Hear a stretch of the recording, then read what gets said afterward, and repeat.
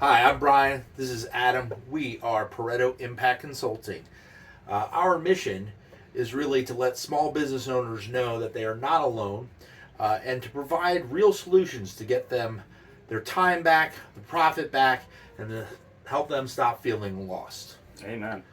So, today, Adam, I'd love to talk a little bit about something called the market dominating position. But before I get there, what I've kind of experienced, and I'm sure you've seen it more than me, is that when we think of marketing as a small business owner, I mean, it's just like, hey, it almost like makes you feel disgusted. You're like, I don't know what it is. People attack you every day. Market with me. Do this. Do that. You don't believe half of them, and then that guy you paid to do something, they did a bunch of things. You're not even sure if it mattered. It's just like almost like chaos, and everybody's telling you a different thing. If you're one of those blessed businesses out there that found somebody good, great. Um, is that kind of what you've seen? Yeah, absolutely. So, a lot of times we see there are many different forms of what we call tactical marketing.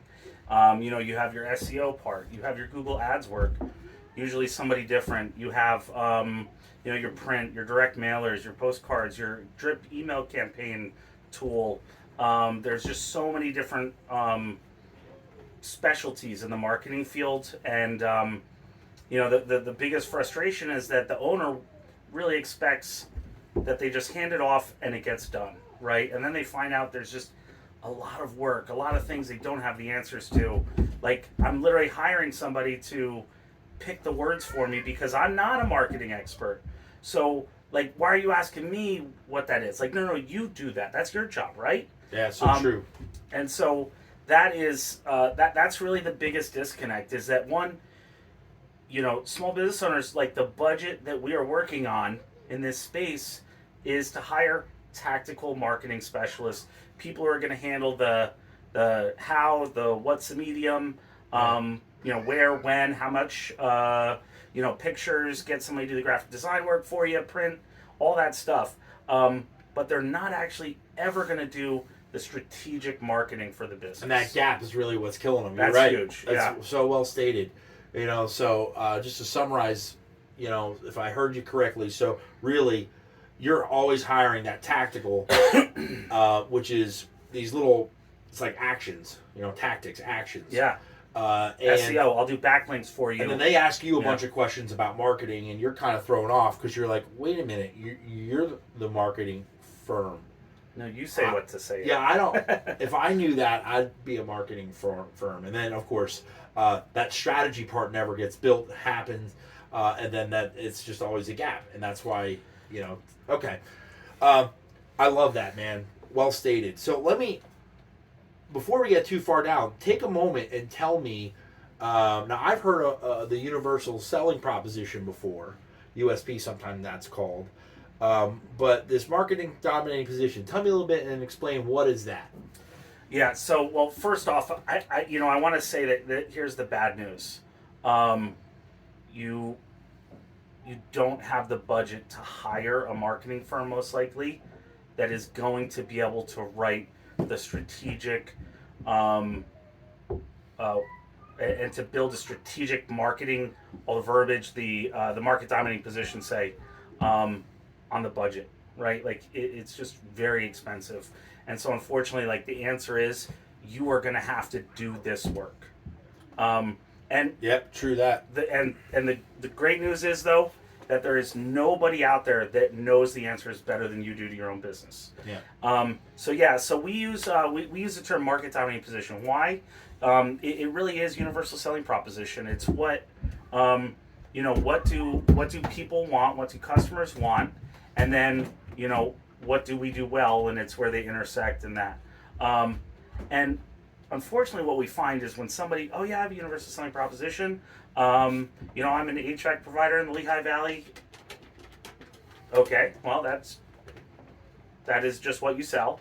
But then it's like, oh well, oh, we provide heating and air conditioning services to the Lehigh Valley. Okay, that technically covered USP, right? Um, So you check the box, but you didn't do the work, right? And you didn't get the results either. And so what market dominating position really is, it's about instead of lining yourself up with the competition, market dominating position is you want to be above the competition. What problems for that client, Yep. for your customers, do you solve? How do you just make it go away better than anybody else ever could? With the ultimate goal being, man, I don't even have competition. Like when you want that customer to be like, Domination. yeah, Yep. like, oh, yeah, they're obviously. And the if I'm best. reading you right, so what if I didn't know how to do that? What should I do? Like I'm not quite sure. Yeah, well, first, I'm not a marketing guy, yeah. So I mean, the first thing you do is you look at, well, what do we solve? What's the pain that we solve? Great, and then what do we do really well? And then how do you actually speak to the person, the customer, the client, in a way that meets their needs, the way that they are thinking about it? Yeah. Not you, right? Oh, I'm a general I do remodeling. Okay, well, that doesn't tell me about what my kitchen is going to look like if I redo my kitchen or my bathroom, right? It's like, well, here's what we do, right? Better than anybody else. And I would add, if you're slowing down and you keep coming to things like I do this better than them, I do this better than them, Everybody do this says better that, than them. right? Correct. What I would do is slow down and figure out something they're not doing, like create it. That's the real work. Yeah. I love to say that. That's the real work. Yeah. It's your business, right? So if you don't have that answer, slow down, figure it out. Set yourself apart. Because it's your business. Yeah. And set yourself apart. Because if your product and if your service is just like everybody else's, how are you going to differentiate yourself?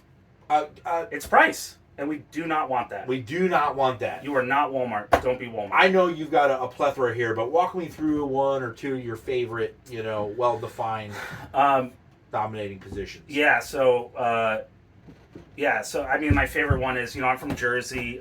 Pizza's delicious. We have really good pizza there. Lehigh Valley even has great pizza.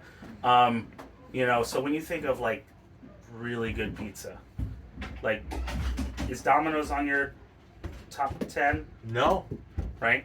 Exactly, but they're the largest pizza chain They're in the very US. And why? Because they didn't just create a universal selling proposition that covered everybody, right? But they actually had a target market that they went after, and they said, we're going to get hot pizza to you in 30 minutes or less. And then they put their stores in all these college towns, and that is how they became the largest. Because 30 minutes or less, and they took it very seriously. That's a great example. yeah, never been done before. That's a great And example. Go Google some 80s commercials of Domino's. They're hilarious, and you just got to think how groundbreaking they were, because nobody ever saw that kind of dominating position before.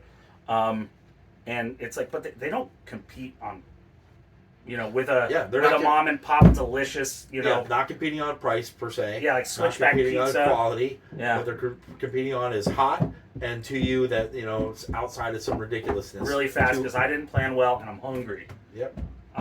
That's an so awesome that's one. like my favorite one, because So, slow down. So, this is great. So, why is all this important? I think you did a good job of walking us through the what. yeah. So Tell me why. how is this going to impact you, right? So, you are going to need to choose a path for tactical marketing. Are we going to go down and do Google Ads, right? Make sure it's the best way to be number one on your search page is by paying Google to get there, right? Or are we going to use social media? Sometimes called bribes. Yeah. I mean, or just yeah. It's just called business, right? So every time your customer comes in contact with you, are they just are they just hearing about you and just knowing you, like top of mind marketing? Like that works for Coca-Cola, right? Top of mind marketing, but that does not work for small business, because we don't have the ad spend to just put billions of dollars into ads every year, Super Bowl and stuff like that. So you call it Coke instead of calling it soda or cola, right? So you need your touch point to be as effective as possible and to actually make a transaction in less touches than Coca-Cola has to. Yeah. Right? That makes a lot of sense. Yeah. Less touches. So it's all about that ROI. Yeah. And you can see how, like, if you really have a market dominating position, when you do spend that dollar on marketing, it's going to actually have the impact that you can afford, which is something and very meaningful. And that's what kind of brings it all together. And in this marketplace of these large players, it's also in that, how do we get around what they're doing well? Okay, because they've done the calculations on here's my market space. Walmart's a great one. If you try and beat Walmart on price, you're dumb. And if you got lucky once or twice, so what? You got lucky. Okay, don't compete in that space. Do what they're not doing. Yeah. You know, that's awesome, man. Yeah. I guess let's wrap this. Let's bring this all back together. Walk me through like a beautiful vision of what a company that's doing this right might look like. Okay, and then finish up with how does it impact the bottom line? So someone who's doing that has really, it's just about spending the time up front to really understand who your ideal customer is, or if you have multiples. And it's not even you as a company, sometimes it's products or services. Well, we do residential and commercial, so your MDP should be an overarching one that but you really need two. Yeah, For each segment. almost like each product. Yeah, whenever the customer, target yeah, changes, yeah. boom. Like you just think HVAC and commercial versus residential. It's a very different, client base and solution or pain point. And then what you're also going to do is you're going to actually do the back end work as well to make sure that you are fulfilling what your MDP says or your it says.